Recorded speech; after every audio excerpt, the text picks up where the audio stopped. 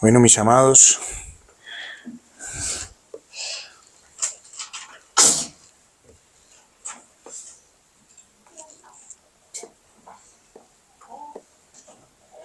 proseguimos entonces con nuestro tema en cuestión. ¿Cuál es? La conversión cristiana. Y hace una semana, estuvimos hablando acerca de la naturaleza de la conversión. Estuvimos hablando de esto.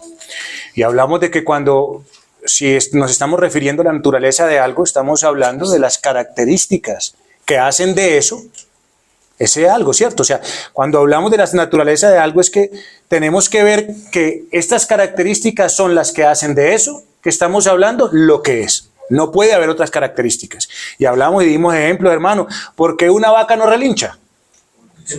Porque no es un caballo, ¿sí o no? Así es la cosa. O sea, la naturaleza de una vaca, de un caballo, de un perro, de un gato, de un hombre y de una mujer son claros. Y por lo tanto no hay manera de equivocarnos. De esta manera, la conversión cristiana tiene unas características que hacen que usted y yo podamos identificar que una conversión es verdadera y no falsa. Y lo primero que dijimos es que la conversión de manera general y específica es espiritual. Es lo que tenemos nosotros que darnos cuenta. De ahí partimos. Porque esto no es una obra del hombre. La conversión es una obra del cielo. Es una obra que viene de Dios. Y las Escrituras en el Evangelio de Juan nos dieron testimonio de esto. Hace una semana estuvimos allí. Ahora bien, de esa naturaleza espiritual vimos dos puntos. Vimos que la conversión es una obra verdadera, real e interna, hecha en el hombre, ¿de parte de quién? De Dios, de parte de Dios. Ahora, ¿qué se requiere para que esto sea hecho? ¿Qué se requiere para que esto sea hecho? Un nuevo nacimiento. Hablamos de un nuevo nacimiento, de lo cual puede llegar a surgir alguna otra pregunta, como lo dijo Nicodemo. ¿Y cómo puede hacerse esto? ¿Puede un hombre nacer siendo viejo? ¿Puede acaso entrar por segunda vez en el vientre de su madre y nacer? ¿Qué respondió el Señor Jesucristo a esa pregunta que tuvo él? De cierto te digo que el que no naciere de agua y del Espíritu no puede entrar en el reino de Dios. Así que, según esto, ¿quién hace hijos de Dios? ¿Quién hace hijos de Dios? Dios mismo los hace. No simplemente los que creen. No simplemente los que dicen que lo reciben, porque hay mucha gente que dice creer en Cristo. Hay mucha gente que dice recibirlo. Pero si no nace de Dios, ese creer y ese recibir es completamente falso. Solo son hijos de Dios los que son engendrados por Dios mismo. Ahora, hermanos, ¿por qué un hombre debe nacer de nuevo? ¿Por qué un hombre debe nacer de nuevo? Porque como dice Efesios capítulo 2, versículo 1, todo hombre después de Adán está muerto ¿en qué? En delitos y pecado. Y como dijimos hace una semana, la muerte de la que se habla allí es espiritual. Es la separación del alma del hombre con su creador, y esto es originado por delitos y pecados. Pero quiero extender un poquito más esto de lo que es esa muerte en delitos y pecados. Quiero extender un poquito porque yo sé que a veces es difícil entender. ¿Cómo así que yo estoy muerto? ¿Cómo así que estoy muerto? Pero yo me muevo, yo hago, yo camino, yo voy, Vamos a extender un poquito esto de lo que significa la muerte del hombre en delitos y pecados. Un pastor puritano dijo lo siguiente. Voy a leérselos para que nos demos cuenta de qué es esta muerte también de la cual estamos hablando sin delitos y pecados. Cuando hablamos de esa muerte del hombre, abro comillas de lo que dice este hombre, dice, los hombres están muertos en un sentido moral. Tenga en cuenta esa palabra, moral, mientras siguen siendo inconversos. Así que un hombre sin creer en Cristo, ¿cómo está? Muerto moralmente, porque es un inconverso. Están muertos en delitos y pecados que son la causa de su muerte. Y en ellos, la vida misma no es otra cosa que una muerte moral. Ellos no pueden darse vida a sí mismos. A menos de que sean vivificados, no pueden llegar a ser convertidos. Y estando muertos en un sentido moral, otra vez, moral, son impotentes. No son solamente débiles en la carne, la corrupción de la naturaleza, sino que no tienen fuerzas. Miren, ¿qué significa que una persona está muerta en delitos y pecados? ¿Que está muerta qué? Moralmente. ¿Qué quiere decir esto? ¿Qué quiere decir que usted está muerto moralmente? Que queda sin fuerzas. Una persona inconversa que no conoce al Señor queda sin fuerzas para hacer lo que es bueno. No puede hacer lo que agrada al Señor. Y mucho menos puede hacer una obra como la de su propia conversión. ¿Qué pasa con una persona que está muerta moralmente? Es una persona que no puede tener control sobre sí mismo. Por eso es que es llevado de todo lo que le gusta. Por eso es que no puede negarse a los deseos de su corazón, de sus gustos, de sus placeres. No puede decirle que no. Por eso queda esclavizado. ¿Por qué? Porque está muerto ¿qué? Moralmente. Él no puede escoger por lo que es bueno, aunque eso le haga mal. Pensemos en lo siguiente: aquellas personas que fuman, o los que beben o bebíamos. ¿Sabe qué dice grande el paquete de cigarrillo o la botella? ¿Es para qué? Perjudicial para... ¿Será que es que la gente no entiende lo que lee? Si yo le pregunto a un alcohólico, ¿usted sabe que eso es perjudicial para su salud? ¿Qué me dice? Sí. ¿Por qué no puede controlarse a sí mismo? ¿Por qué no puede hacer lo bueno? Porque está muerto ¿qué? Moralmente. No puede hacer lo bueno. Así que si una persona no puede tener control sobre sí mismos, entonces no puede hacer nada bueno. No puede frenar sus afectos, no puede controlarlos, no puede por sí mismo. Así que sus pensamientos no pueden ser buenos. Él no puede encauzar las corrientes de sus deseos y sentimientos en la dirección correcta, es decir, hacia Dios. No puede hacerlo. No puede conmover su mente, no puede doblegar su voluntad, aún a aquello que es para su propio beneficio. Así que la conversión crea tal alteración en el hombre que no tiene el poder de efectuarla. La conversión es volver el alma hacia Dios. Y esto no puede suceder en una persona que está muerta, ¿qué? Moralmente. A menos que sea vivificado, a menos de que sea atraído por Dios mismo. Eso es la conversión. Dios atrae a los hombres a sí mismo por su bondad y con sus cuerdas de amor, por medio de Jesucristo. Porque como dice el Señor Jesucristo, ninguno puede venir a mí si el Padre que me envió no le trajere. Así que el convertido es consciente de esto. Y ahora ora, como lo hizo la iglesia: atráeme, en pos de ti correremos. Hermanos, entonces, con esto dicho, es para que usted y yo entendamos que cuando hablamos de que está muerto en delitos y pecados, no es que una persona no se pueda mover, no es que una persona no pueda respirar, no es que una persona no pueda pensar. Cuando estamos hablando de que está muerto en delitos y pecados, estamos hablando de una muerte espiritual, y es una muerte moral. Es aquello, hermano, que no puede escoger por Dios. Es aquella voluntad que está esclavizada a sus deseos, a sus gustos, a sus apegos, a sus sentimientos y a sus afectos. Y no puede hacer nada, aunque sea beneficioso, aunque sepa que es beneficioso para él. Él no puede decir, lo voy a tomar. Y hay mucha gente que tal vez dice, no, esto es malo. Y empieza a caminar, y al final, ¿qué termina haciendo? Volviéndose. ¿Por qué? Porque no puede contra eso. Porque está muerto moralmente. Con esto dicho, entonces, el segundo punto que vimos hace una semana hacía referencia a que esta obra de la conversión, si está muerto moralmente, ¿ven? Entonces es un acto hecho ¿en qué? En la conciencia, ¿recuerdan? Es una obra en la que la acción recae sobre un elemento que cada ser humano tiene pero que no ve. Es en la conciencia, todos lo tenemos, no lo vemos. Y es ahí donde el Señor obra, es ahí donde el Espíritu Santo obra, aunque no lo veamos. Sabemos que eso está allí, y allí es donde el Espíritu Santo entra y realiza la acción en el hombre. Pero esta acción, aunque no la podamos ver, aunque no sea perceptible para nosotros, no se queda allí, porque esta es una obra ¿qué? Real, es una obra eficaz que despierta el alma para que usted y yo podamos decir con sinceridad y con conciencia, venga, ¿qué es lo que yo estoy haciendo? ¿Hacia dónde es que yo estoy caminando? Hace consciente al hombre de su mal camino, hace al hombre consciente de su enemistad con Dios y lo hace correr a la fuente en donde encuentra el perdón de pecados y la gracia para poder caminar como un vivo, como un hijo de Dios.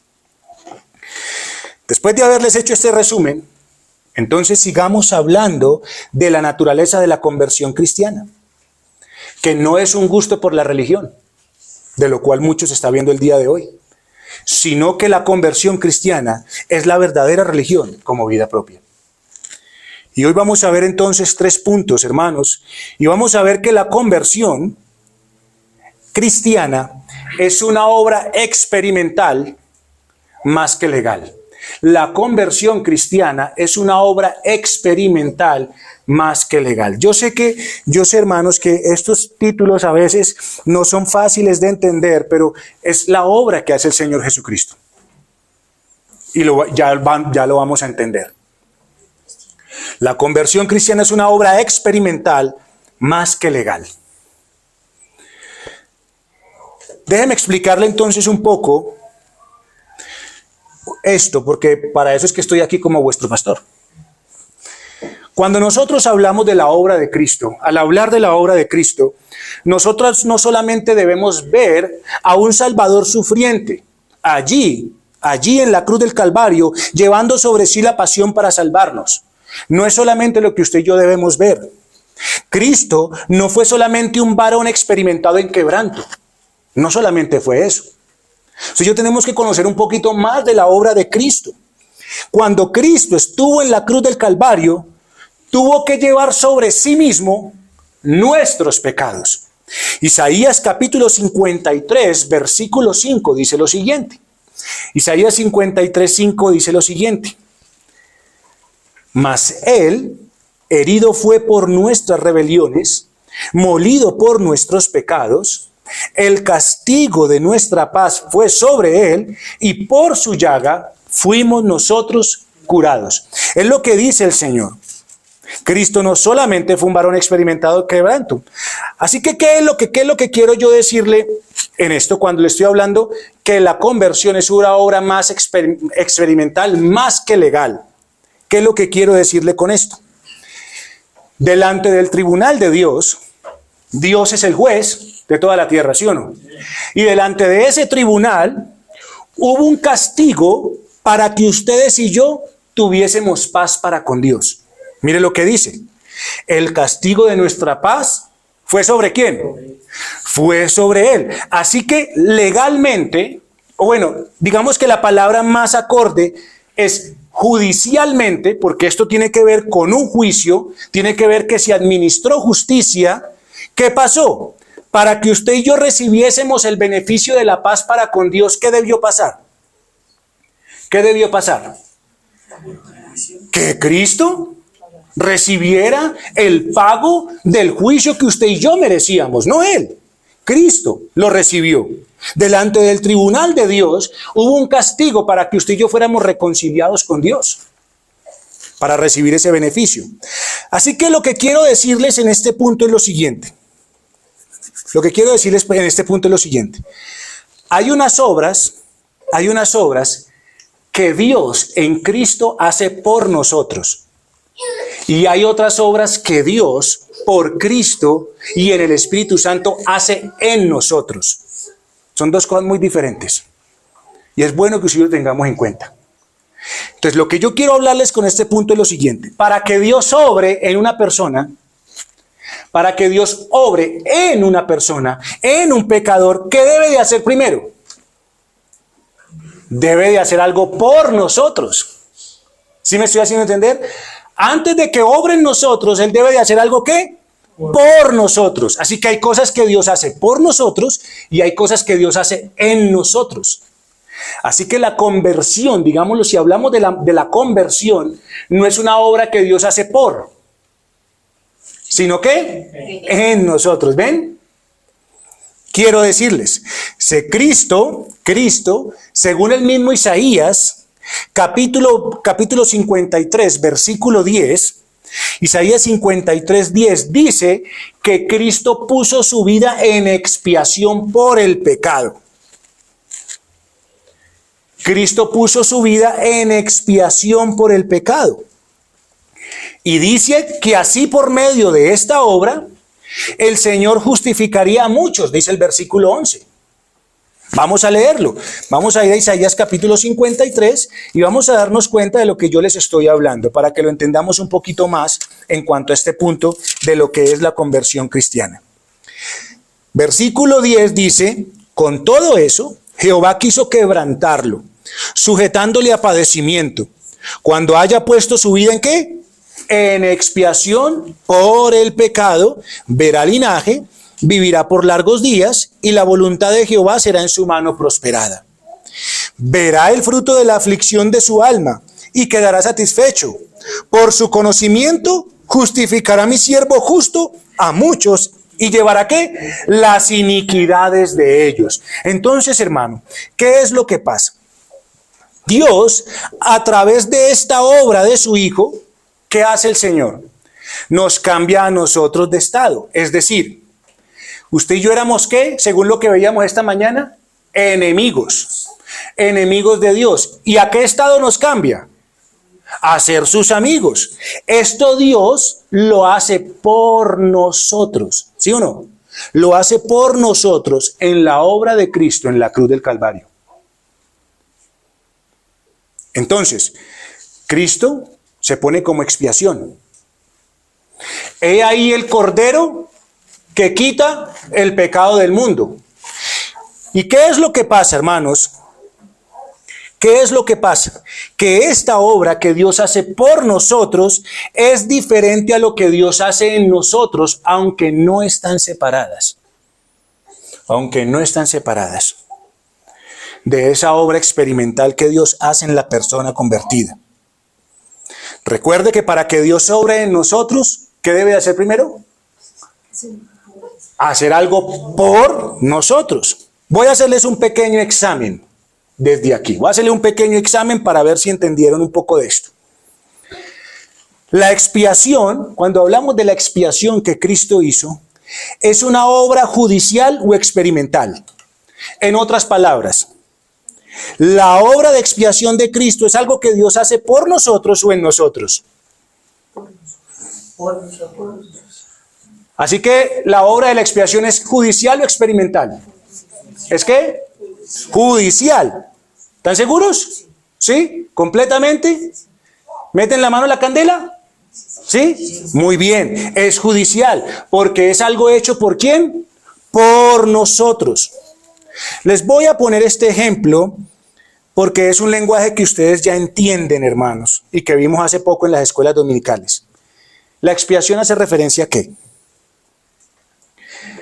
La expiación hace referencia a la eliminación. ¿Ven?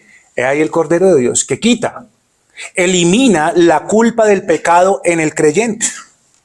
Así que cuando hablamos de la expiación de Cristo, quiere decir que esto protege a la persona que cree de la ira que Dios iba a mandar ¿sobre quién?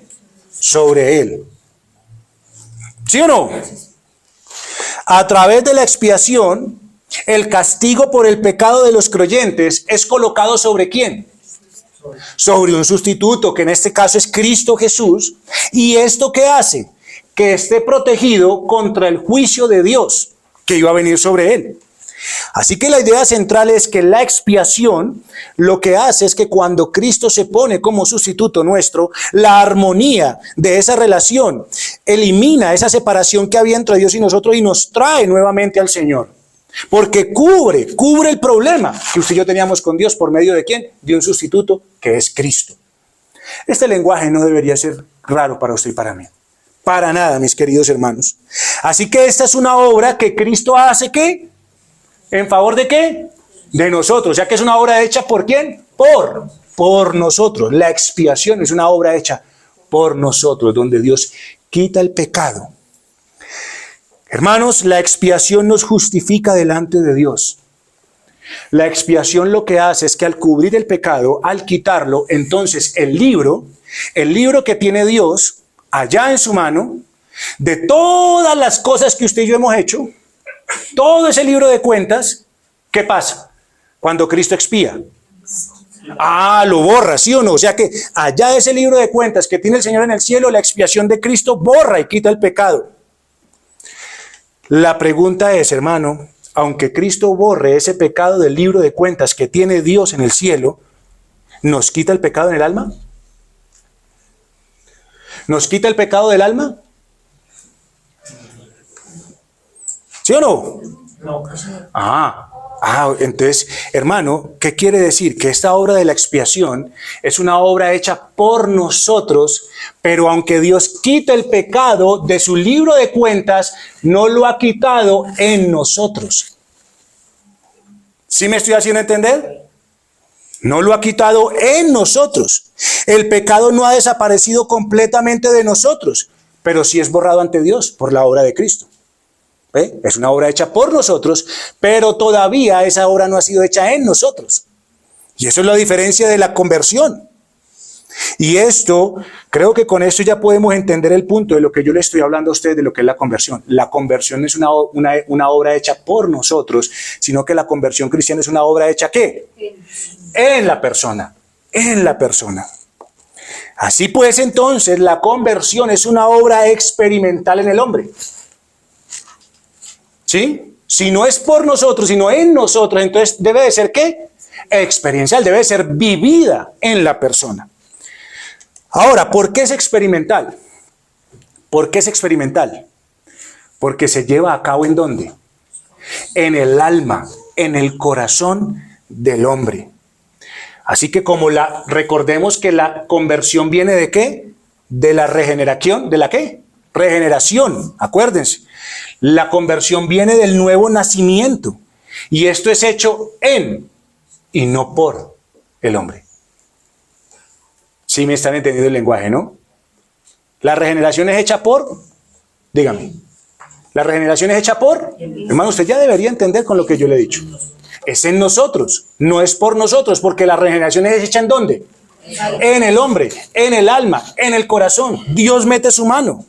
Así que la conversión viene del poder de la gracia que realiza un cambio ¿en dónde? En el corazón, en el alma ¿de quién? De la persona. Ahí está, del hombre, del que cree. ¿Qué significa esto, hermanos? Que Dios, ¿qué es lo que hace en el hombre? Como el hombre estaba muerto, Dios mete su mano, la metió como un médico en el alma del hombre que estaba corrompido. ¿Y esto qué hace? Esto cambia la condición del hombre. Cambia la condición del hombre. Lo despierta y lo va haciendo apto para el cielo. Recuerden que lo despertó, porque el hombre estaba muerto, ¿qué? En delito y pecado. Y ya entendemos qué es estar muerto en delito y pecado, ¿sí o no? Así que Dios lo despierta cuando hace esa obra. Por eso podemos ver el pasaje que el hermano leyó ahorita. Primera carta a Tesalonicenses, capítulo 1, versículos 4 al 10.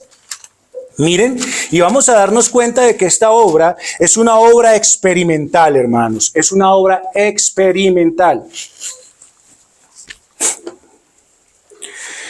Vamos a leerlo una vez más. Primera carta a Tesalonicenses, capítulo 1, versículos 4 al 10. Dice: porque conocemos, hermanos amados de Dios, vuestra elección. Pues nuestro evangelio no llegó a vosotros en palabras solamente, sino también ¿qué? En poder, en el Espíritu Santo y en plena certidumbre. Como bien sabéis, cuáles fuimos entre vosotros por amor de vosotros.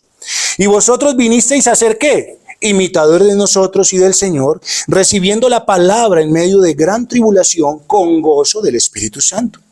De tal manera que habéis sido ejemplo a todos los de Macedonia y de Acaya que han creído.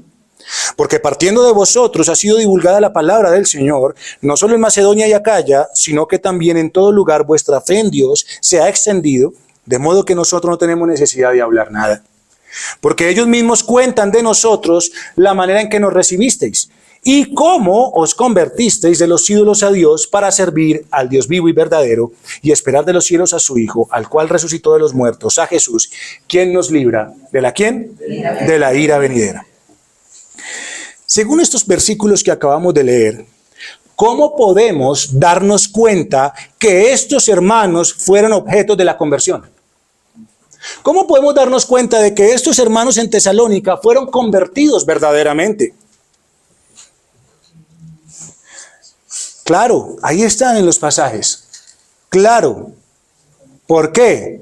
Porque nuestro evangelio no llegó a nosotros en palabras solamente, sino también en poder, en el Espíritu Santo, en plena certidumbre. Hermanos, ¿por qué se puede dar cuenta el apóstol Pablo? ¿Por qué la gente puede darse cuenta de que allí hubo una conversión? Por lo que se obró en ellos. En ellos. ¿Qué pasó? Esta obra de conversión los afectó de tal manera en su manera de vivir que vinieron a ser imitadores ¿de quién? De los apóstoles y del Señor Jesucristo. ¿Qué más podemos ver? Que esta obra de conversión los llevó a convertirse de los ídolos ¿a quién? A Dios. ¿Para servir a quién? Al Dios vivo y verdadero. Algo que nadie puede hacer por su propia voluntad, como lo hablábamos ahorita. Entonces, ¿qué pasó con los hermanos en Tesalónica? Experimentaron un cambio, ¿en dónde? En su corazón, ¿ven? La conversión es una obra experimental, es una obra que se hace en y no por nosotros. Así que ellos, se les sobró en su corazón un cambio que antes los tenía sujetos ¿a quiénes? A los ídolos. ¿Servían a quién? A los ídolos. Servían a su corazón, a sus gustos, a sus deseos. Y ahora por la conversión, que es una obra hecha ¿en quién? En ellos se volvieron a Dios y su servicio.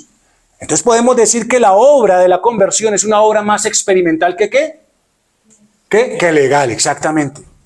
Ahí está, hermanos. O sea, para que Dios obre en nosotros, primero tiene que hacer ¿qué? Algo por nosotros. Cristo tuvo que pagar, Cristo tuvo que ir a la cruz, derramar su sangre, y en esa obra, bajo esa obra, es que Dios obra en nosotros. Es una obra experimental. Esto debe de ser producido en el corazón, ese cambio y esa transformación en la vida y corazón del hombre. Así que esto no tiene nada que ver con la experiencia de la religión moderna. ¿Sintió el Espíritu? Ay, sí, yo sentí un calor. Uy, sentí un calor que me... Uy, mire cómo sudo, mire cómo sudo. Y yo le pregunto, yo sufro de la tensión. Y a mí se me sube un calor que me pone a sudar. Entonces, ¿eso es una obra del Espíritu Santo? Sentí una alegría. Uy, me siento con un gozo, una cosa impresionante. Que quiero es como reírme. Y yo le pregunto, ¿eso no se lo produce también un chiste? ¿Ven? No es la experiencia de la religión moderna que lo lleva a usted a satisfacerse con usted mismo. ¿Cuál es la experiencia de la conversión cristiana hecha por Dios? El Espíritu obrando en un muerto, dándole vida, ¿para qué? Para que se vuelva de los ídolos ¿a quién? A Dios. ¿Para que siga sirviendo a sus deseos y a su carne ahora diciendo que Dios está con él? No, para que ahora viva para Dios, negándose a este mundo. Esa es la conversión cristiana. Es un cambio en el corazón donde ahora quiere, ama, busca y desea servir al Señor. Y eso es algo que se experimenta en el corazón, porque eso es lo que Dios hace en el corazón del hombre. ¿Sí? Esa es la obra de la conversión, hermano. Así que de esta manera uno puede discernir realmente, es que yo me siento gozoso haciendo esto, pero no esto. No, hermano, la obra de la conversión hace que usted y yo nos gocemos en todo servicio que usted y yo podamos prestar a Dios, en todo. Así que, hermanos, la conversión es algo experimental, más que legal o judicial. Pero de allí podemos partir a otro punto, y es que la conversión espiritual, según todo lo que hemos visto, se hace ¿en quién? En el hombre, ¿cierto? Se está haciendo en el hombre. Si se hace en el hombre, entonces esa obra tiene un objetivo, tiene un objeto, tiene un propósito, tiene una pretensión. Porque como viene de Dios, Dios no la hace porque sí. Dios la hace con un propósito específico. ¿Y qué es? Si Dios hace esa conversión, ¿en quién? En el hombre. Entonces el objetivo es ¿quién? El hombre mismo. ¿Y qué es lo que quiere Dios en el hombre mismo? Vamos a ver lo que dice Efesios capítulo 4, versículos 22 al 24. Efesios capítulo 4, versículos 22 al 24.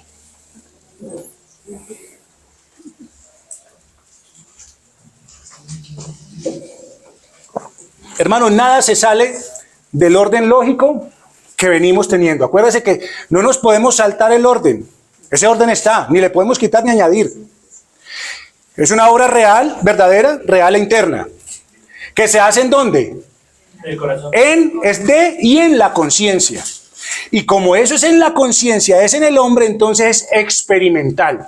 Hay mucha gente que se quedó con la obra de Cristo, pero sin tener nada realmente en el corazón. Así que él puede saber lo que Dios hace por él, pero no en él. Y hay mucha gente que está así. Ahora, si esa obra es así en el hombre, entonces ya tiene unas implicaciones en el hombre. Ya Dios tiene un propósito, tiene un objetivo al salvar a una persona. ¿Cuál? Efesios 4, 22 al 24. ¿Qué nos dice?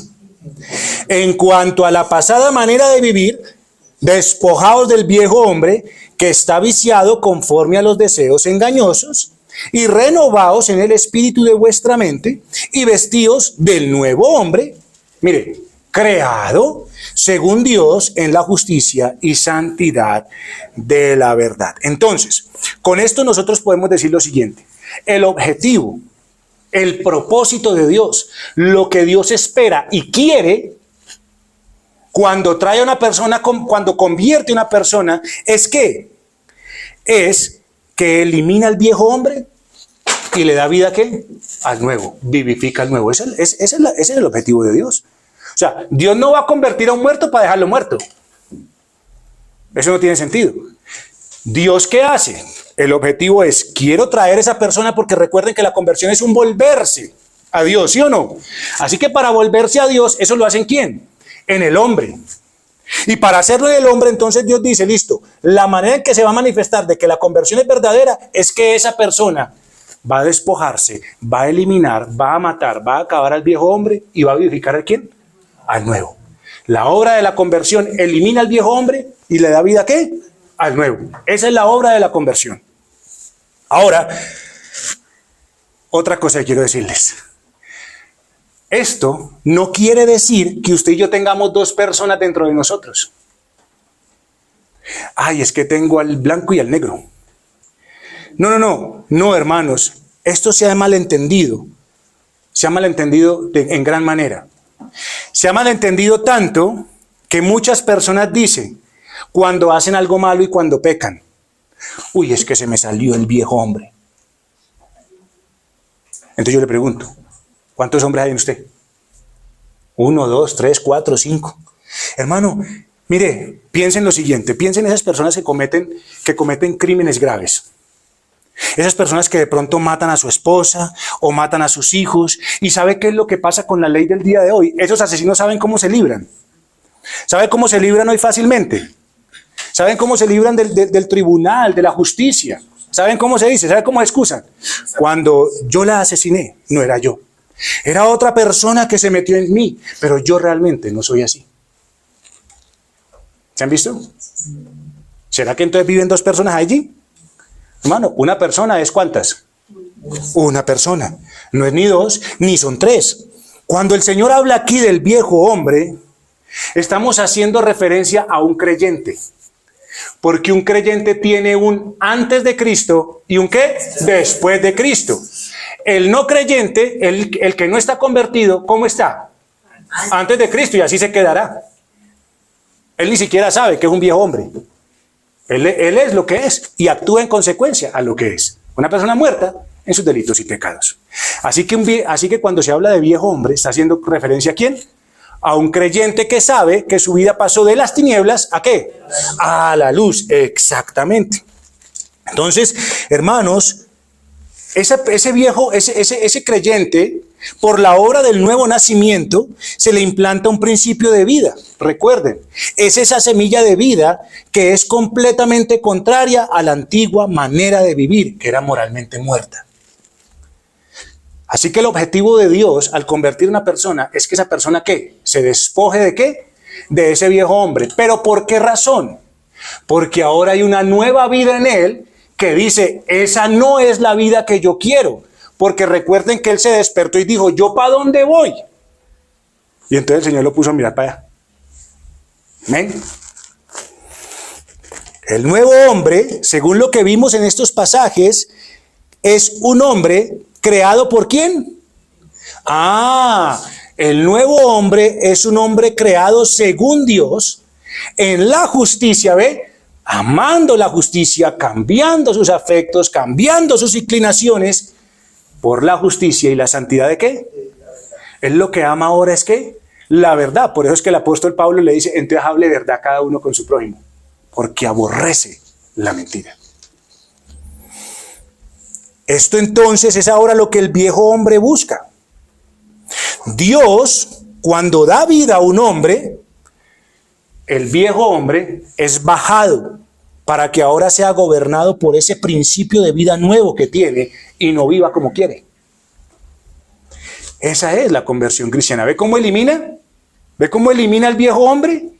No es que hayan dos, sino que en usted y en mí, se nos da un principio de vida nuevo. Se implantó una semilla, nos hace conscientes, nos hace volver a Dios. Por lo tanto, ¿usted qué quiere? Apartarse de eso que era viejo, su pasada manera de vivir.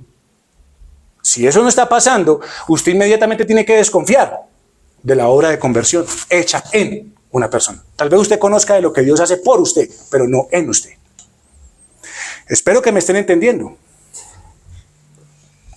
El apóstol Pablo dice en Gálatas capítulo 5, versículo 24, Gálatas capítulo 5, 24, pero los que son de Cristo han crucificado la carne con sus pasiones y deseos.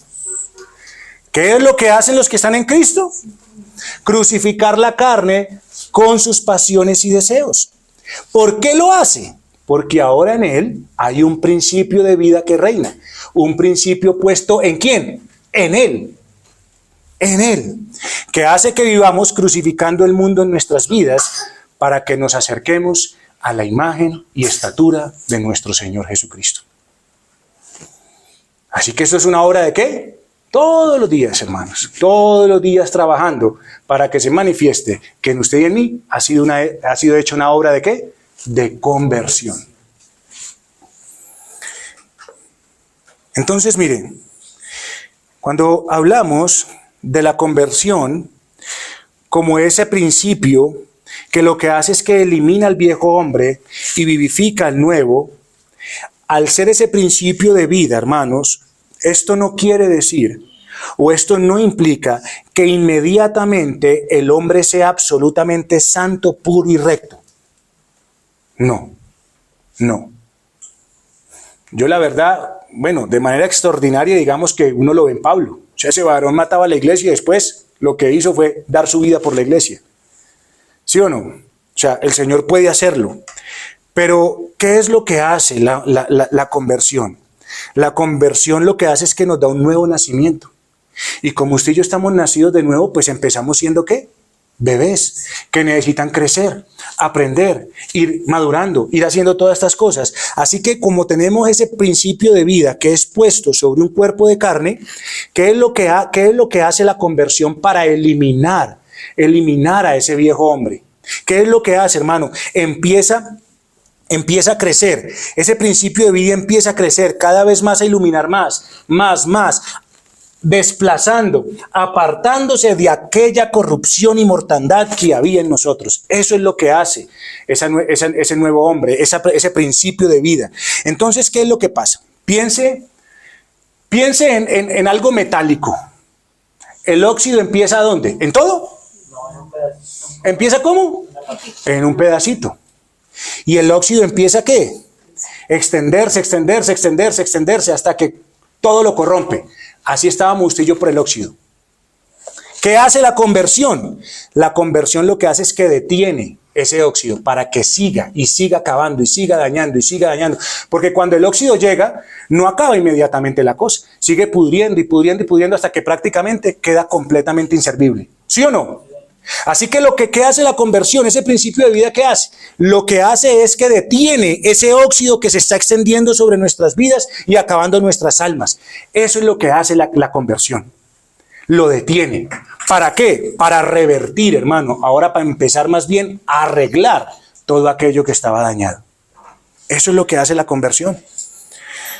Por esa razón, la conversión, hermanos, no hace una persona completamente perfecta. Cuando usted y yo somos convertidos al Señor, por esa razón es que usted y yo tenemos un conflicto. Porque ahora, ¿qué es lo que está haciendo el Señor? Revertir. Ahora empieza a organizar todo aquello que estaba, ¿qué? Corrompido en nosotros. La nueva vida, ¿qué va haciendo? ¿Sabe qué va haciendo la nueva vida? Haga de cuenta un río. Usted ha visto el salmón cuando va a ir, eso se llama desovar. ¿Usted ha visto el salmón cuando va buscando poder reproducirse? ¿Usted ha visto eso? ¿Sabe cómo va el salmón? El salmón va en contra de la corriente.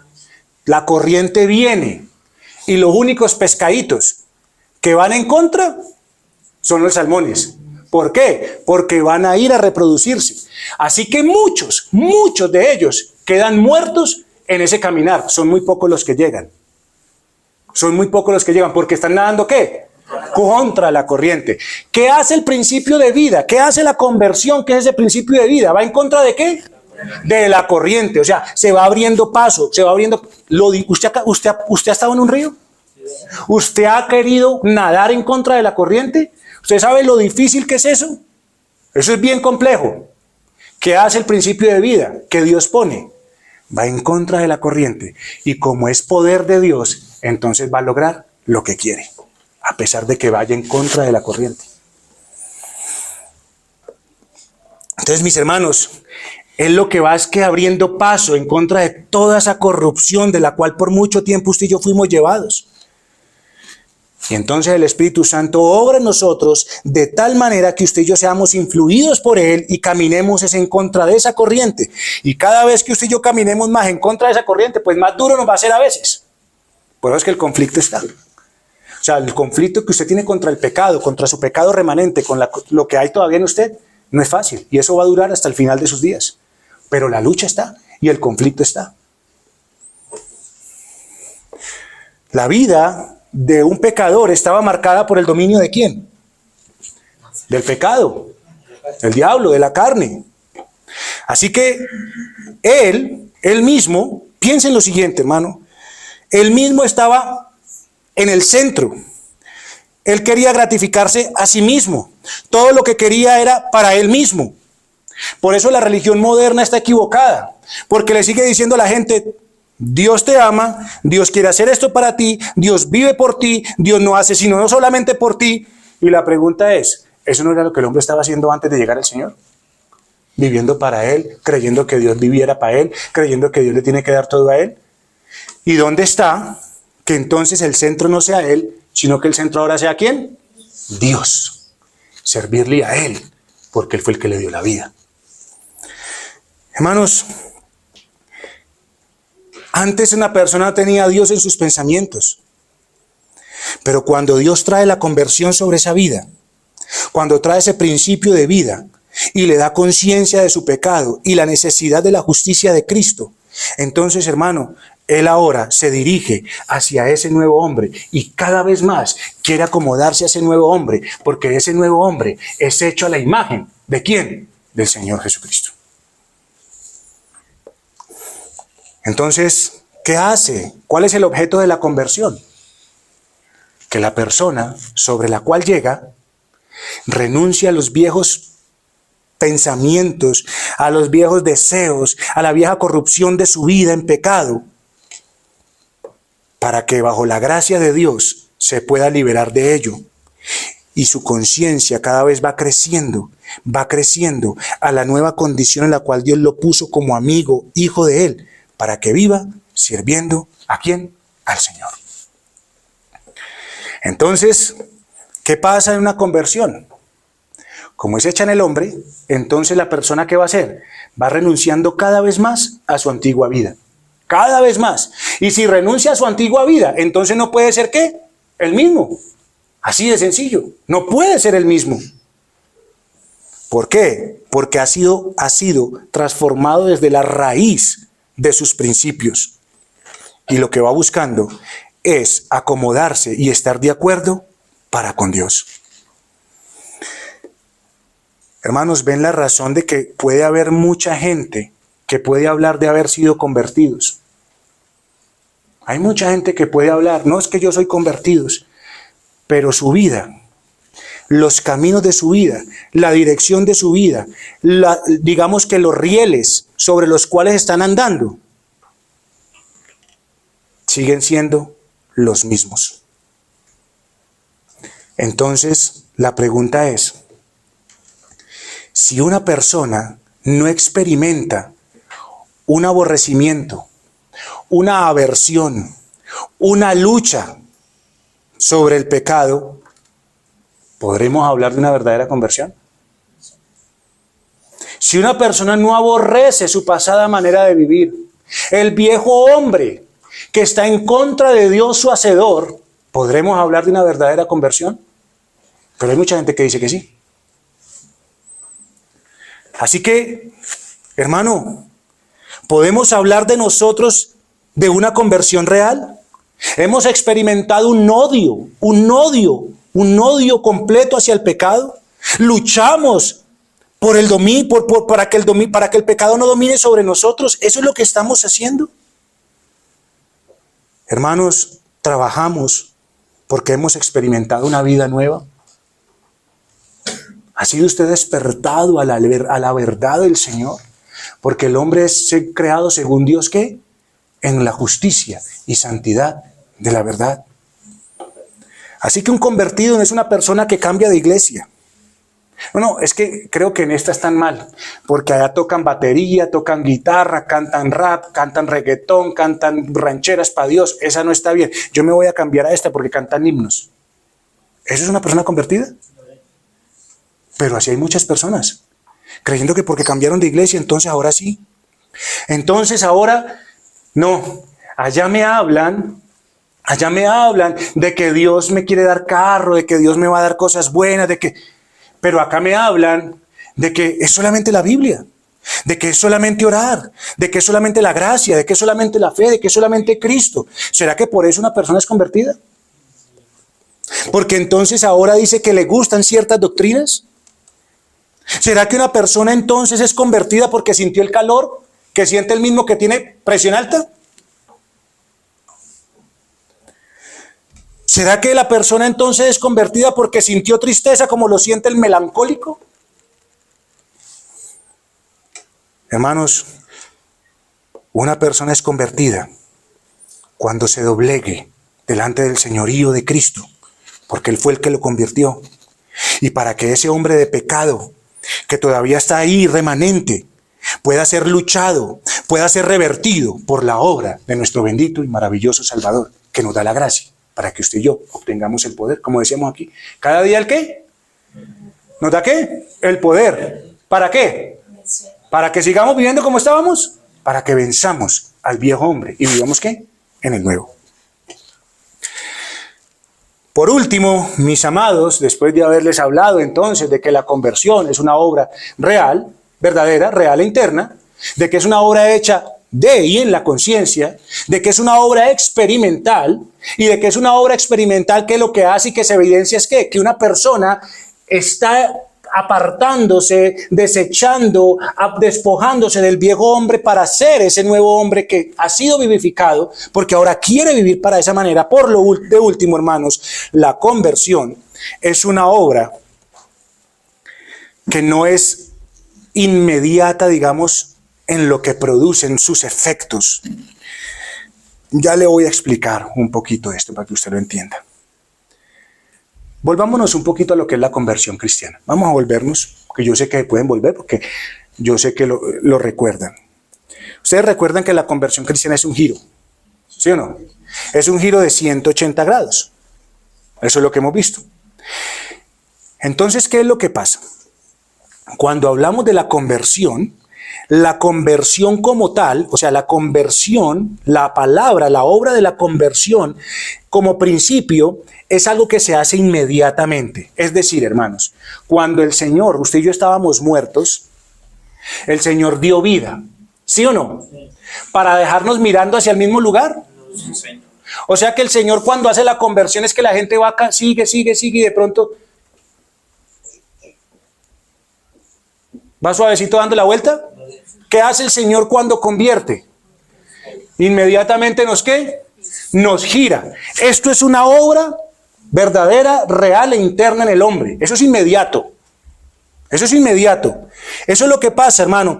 ¿Qué es lo que pasa? Hermanos, allí, esa obra de Dios, Dios la hace sin medios. O sea, es algo que Dios obra en la persona.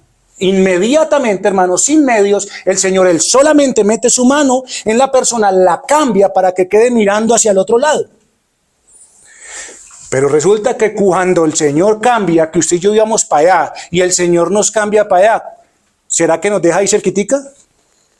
¿Usted y yo qué vemos? Uy, el camino es ¿qué? Largo. Lo que nos falta todavía es mucho por recorrer. Así que en esos efectos de seguir caminando, en ese efecto de ser santificados, la conversión lo que hace, hermano, es que prácticamente nos va llevando y nos va llevando y nos va llevando para que usted y yo, el efecto de despojarnos del viejo hombre hacia la vida de santidad y justicia, hermano, vaya siendo hecho en nosotros.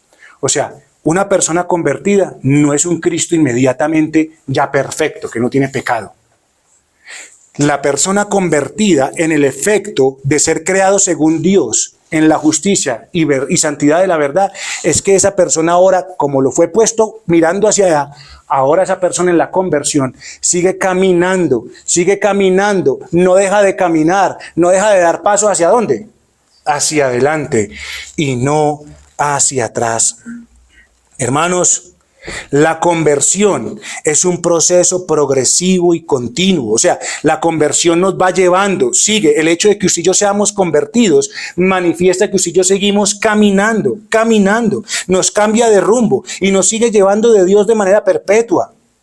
Aunque usted y yo podamos experimentar caídas en ese camino. Miren, cuando un creyente cae,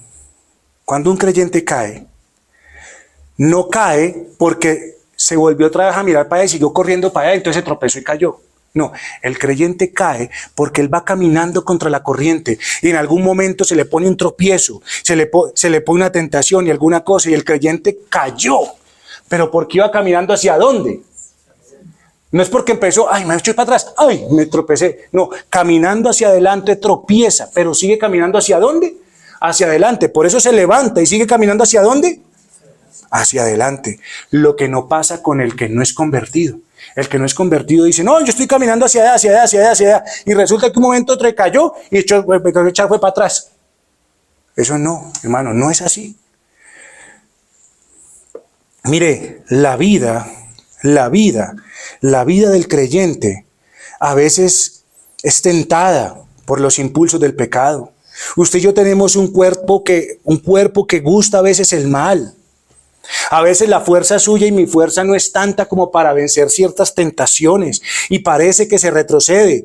Pero hermano, el cristiano necesita morir diariamente en arrepentimiento y fe en Jesucristo y de esa manera vamos a caminar hacia adelante y eso es lo que hace la conversión, que usted y yo sigamos caminando, que usted y yo vayámonos crucificándonos una y otra vez para que el nuevo hombre pueda surgir con más fuerza. Eso es lo que hace la conversión.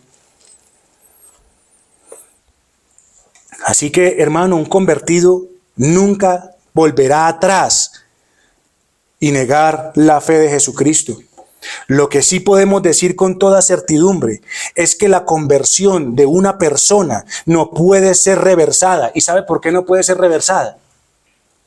Porque es una obra de Dios que viene de un nuevo nacimiento. Si llega a reversarse, es porque nunca fue de Dios. Hermano, yo le pregunto una cosa. ¿Quién puede contra la mano de Dios? Así que si Dios va en contra de la corriente, ¿quién lo puede parar? Dígame usted. Si echó para atrás y volvió por allá y nunca más, es porque esa no fue la obra de ¿quién? De Dios. Por eso la obra de la conversión no puede ser reversada. Así que despojarnos del viejo hombre no es algo inmediato y perfecto. ¿Qué dice el apóstol Pablo? Despojaos del viejo hombre.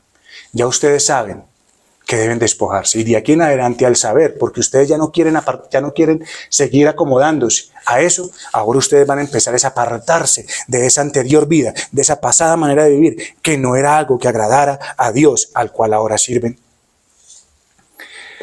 Así que, hermanos, que alguien llegue y le diga a usted, en una semana usted ya va a ser como Cristo. Y si no es como Cristo en una semana, entonces usted no es cristiano. Hermano, eso no es decir la verdad. Si usted en una semana no es como Cristo, usted no es cristiano. Uy, hermano, entonces yo estaría aquí predicándole lo que no es. Pero lo que sí debemos saber y lo que sí podemos decir es que el convertido fue girado de su manera de caminar y siempre irá hacia adelante, aunque llegue a caer. O sea, si usted se quedó en el mismo lugar y usted nunca avanzó, sino que lo contrario, fue que echó para atrás, déjeme decirle una cosa, yo no sé si de verdad la conversión ha llegado sobre su vida. Pero si usted trabaja y lucha en contra de la corriente y cae y sigue caminando hacia adelante porque se arrepiente de ese pecado, entonces yo podría dar fe, porque la Biblia lo dice, de que usted es una persona sobre la cual ha llegado ¿qué? La conversión. Eso sí lo podemos decir con certidumbre de fe. Así que, mis amados hermanos, el convertido por la fe se levanta y por la gracia del Espíritu Santo, por la convicción que le da, puede caminar hacia adelante, hacia esa vida que hay en Dios. Después de haber visto entonces estas 5 características, que es que la conversión es una obra verdadera, real e interna, una obra que es hecha en la conciencia, es de la mente, de la conciencia y en la conciencia. Después de haber visto que esta obra es experimental, porque es hecha ¿en qué? En la persona, Después de haber visto que esta obra tiene un objetivo y un propósito, que es ¿cuál? Eliminar al viejo hombre y vivificar al nuevo, y que esta obra no es inmediata en lo que producen esos efectos de santidad y de justicia, sino que es un progreso y va caminando, y va caminando, y va caminando. La pregunta es, ¿son estas las características de las cuales usted puede dar fe de su conversión? Esa es la pregunta que nosotros debemos responder. Porque recuerde que no le podemos ni quitar ni añadir. Esto es lo que la Biblia enseña. Y esto es lo que usted y yo tenemos que mirar en nuestras vidas. Una vez más, son estas las características. Es esta la naturaleza de la que usted puede hablar de la conversión que ha sido hecha en usted. No algo hecho por usted, sino algo hecho ¿quién? En usted. Eso es lo que ha sido hecho en usted. Oremos al Señor, hermanos.